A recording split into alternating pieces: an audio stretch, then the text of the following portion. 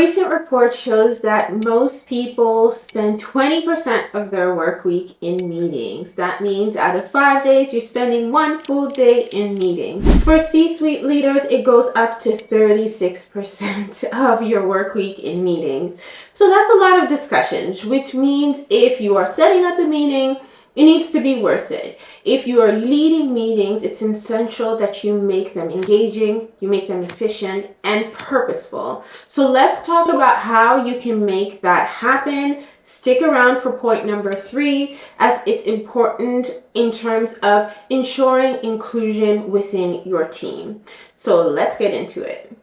First thing, start with a clear agenda. Before scheduling the meeting, actually ask yourself, why are we even having this meeting? Is it to brainstorm, make decisions, align the team, or share updates? Once you've figured out what's the purpose of the meeting, then you can really focus only on what really matters to be discussed. You can add some guiding questions under the agenda items. This could help stir conversation, and always share the meeting agenda ahead of time so everyone can come prepared. This simple step ensures that everyone knows why they're there and what's expected of them, making the meeting a lot more productive from the onset. And if you have introverts on your team, they will appreciate you for this because it allows them to think and prepare their thoughts ahead of the meeting. Point number 2, stick to the clock. Early if you can. Nobody loves meetings that drag on longer than they're expected to, so be time conscious. You can even give a signal that you are keeping track of time. We are halfway through the meeting, or we have 5 minutes left. If you can't track the time, assign someone who can help you to do so during the meeting. One of the best ways to respect your team's time is to really set specific time blocks for each topic, each conversation, and stick to them. If a discussion starts to wander, gently pull everyone back in so they stay focused. You can say things, so let's get back to our agenda, or that would be a great discussion for a future meeting. And if you wrap up early, even better. Those few extra minutes give everyone a chance to breathe before they dive into their next task or go to their next meeting. And it's a gesture that shows that you truly appreciate your colleagues. You know, people will say things like, I'm giving you back 15 minutes in your day. People will appreciate you for that. And if you wrap up the meeting early, even better. Those few extra minutes give everyone a chance to breathe before they dive into their next task or their next meeting. And it's a gesture that shows you appreciate your colleagues. When I hear people say things like, I'm giving you back 15 minutes in your day, I'm like, yay, this is wonderful. You appreciate me, you value my time, and you didn't choose to drag the meeting just for the sake of dragging it because you said that you were going to end at a certain time. So it's a sign of respect, it helps you increase engagement, and you will get appreciated as a leader for this. Another game changer is make sure that every voice gets heard in the meeting.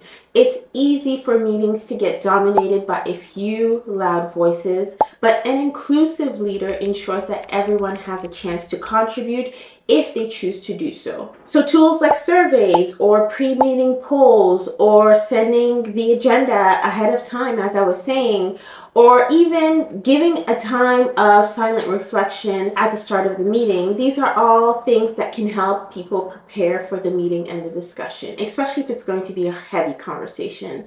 For virtual settings, breakout rooms, raise your hand feature, or even the chat are all great ways to keep everyone engaged, because inclusivity doesn't just make your meeting better, but it also helps you strengthen your team dynamics. Number 4, let's make it clear that we are saying no to boring sit and listen meetings. Nobody wants to come to a meeting and hear you talk for hours. Turn those updates into interactive sessions where people can actually engage. Think quick brainstorming, collaborative whiteboarding, or even using tools like I was just sharing about, like polls or shared documents that can keep things dynamic. Meetings should feel like a valuable use of people's time, not another chore or another thing to do on their list. Always close your meetings with clear next steps. What's the outcome of the meeting? What are the action items that we're taking before ending the meeting? Summarize the decisions that were made. who's responsible for those decisions. Go ahead and assign tasks, set deadlines, and follow up afterwards with notes or resources.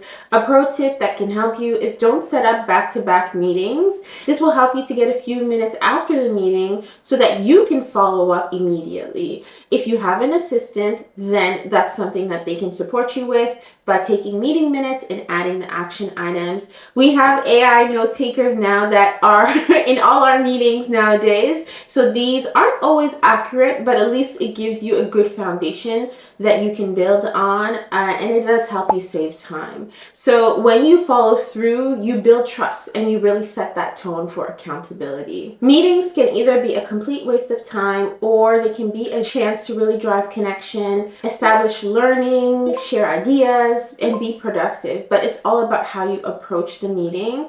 By focusing on the purpose, the inclusivity, the interaction, and the follow through, you can make your meeting something your team actually values and something that they actually want to participate in. So as a leader, what is your go-to strategy when leading meetings? Let's support each other. Let's help each other. Share your ideas in the comments. If you're not yet subscribed to the channel, go ahead and do so. I post every Thursday. I talk about leadership, LinkedIn, and personal branding. I'll see you in the next video.